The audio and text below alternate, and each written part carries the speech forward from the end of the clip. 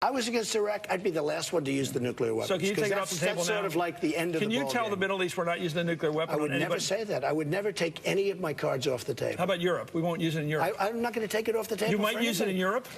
No, I don't think so. But well, I'm not just taking, say it. I'll never use a nuclear weapon in Europe. I am not taking cards off the table. I'm not going to use nukes, but I'm not taking any cards off the table. The trouble is that the sane people hear you, and the insane people are not affected by your threats. That's the trouble. The real fanatics say, good, keep it up. I think they're more affected than you might. You've talked about the Muslim world being at war with the West.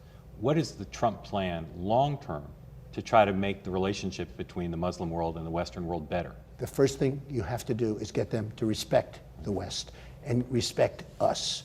And if they're not going to respect us, it's never going to work. So one element would be have the people in the Islamic world respect the West more. I don't think you can do anything, and I don't think you're going to be successful unless they respect you.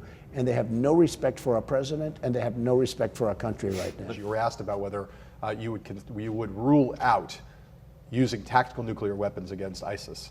Will you rule that out, or is that something you'd contemplate? I think I'd probably be very, very late compared to my opponents that are running. So you would rule in the possibility of using nuclear weapons against ISIS? Well, I'm never going to rule anything out. Right. And I wouldn't want to say, even if I felt it wasn't going, I wouldn't want to tell you that. Right. Because at a minimum, I want them to think maybe we would use it, okay? Right. It's the worst thing when we do these interviews with everybody, not me, and you ask a question like that, and everybody comes clean and they're so honest.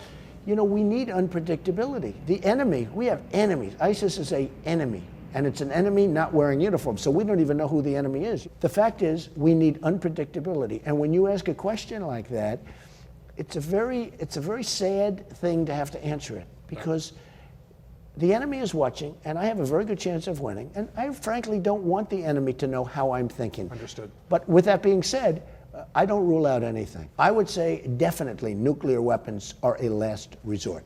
There are people who say that America needs to be the leader of NATO, that that's an important role. Do you agree? Hey, America should be the leader leader of NATO? Well, we're paying a very disproportionate share. We're paying for a lot of NATO. And it's helping them more than it's helping us. So we're the ones always fighting. We're the ones putting up a lot of the money for NATO, disproportionately, a lot. Right. Now, we put up a lot of the money for a lot of countries. You know, we defend South Korea, we defend Saudi Arabia, we defend Japan, we defend Germany. But we put up a lot of money, and then people wonder, I wonder why we owe $19 trillion. So should America be the leader of NATO or not necessarily? I think NATO may be obsolete. NATO was set up a long time ago, many, many years ago when things were different. Things are different now. We were a rich nation then. We had nothing but money. We had nothing but power and you know, far more than we have today in a true sense. And I think NATO, you have to really examine NATO. And it doesn't really help us. It's helping other countries.